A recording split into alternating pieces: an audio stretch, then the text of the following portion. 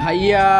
আরে বাপরে বাপ, কে তুই? আমি তোমার ভাই। আরে তোর শরীর কোথায়? গলা কাটা আমার শরীর গায়েব করে দিয়েছে, চল তো দেখি। আরে গলা কাটা, তোর শরীর নিয়ে এসেছি, ঢুকে পড়ো। আরে এসব কি বলতাছিস? তাহলে শোনো।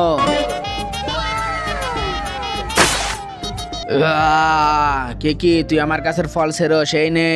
আরে গলা কাটা, আমাকে মাফ করে দাও, আমার বাবা অনেক অসুস্থ। তোকে ঠিক করতে হলে তোকে আমাকে ছুতে হবে, কিন্তু আমার তো হাতে নেই। এক কাম কর, একটা লোক নিয়ে আয়, তার ভিতরে ঢুকে আমি তোকে ছুবো এবং তুই ভালো হয়ে যাবি। আরে বাপরে বাপ, কি বলে? এই গলা কাটা, আমি কাউকে আমার শরীর দিতে পারবো না। তোর ভাইয়ের জন্য দিতে পারবি না? না, আমার ভাইয়ের জন্য দেবো না। আরে আমি আরেকজন লোককে নিয়ে আসতেছি, ওর ভিতরে ঢুকে আমার ভাইকে ঠিক করে দিও। তার আগে তোমরা যারা আল্লাহকে ভালোবাসো তারা ভিডিওতে একটি লাইক করে চ্যানেলটিকে সাবস্ক্রাইব করবা। আর যদি না করো তাহলে ভাববো তুমি আল্লাহ তাআলাকে ভালোবাসো না। আর কমেন্টে আই লাভ আল্লাহ লেখো।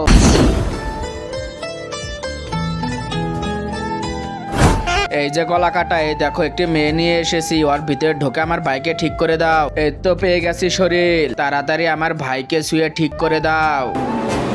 আরে শালা, তুই আমার বউকে কেন নিয়ে এসেছিস? আরে ওকে কোথায় নিয়ে যাচ্ছিস? বাসর করতে, আজকে আমাদের বাসর রাত।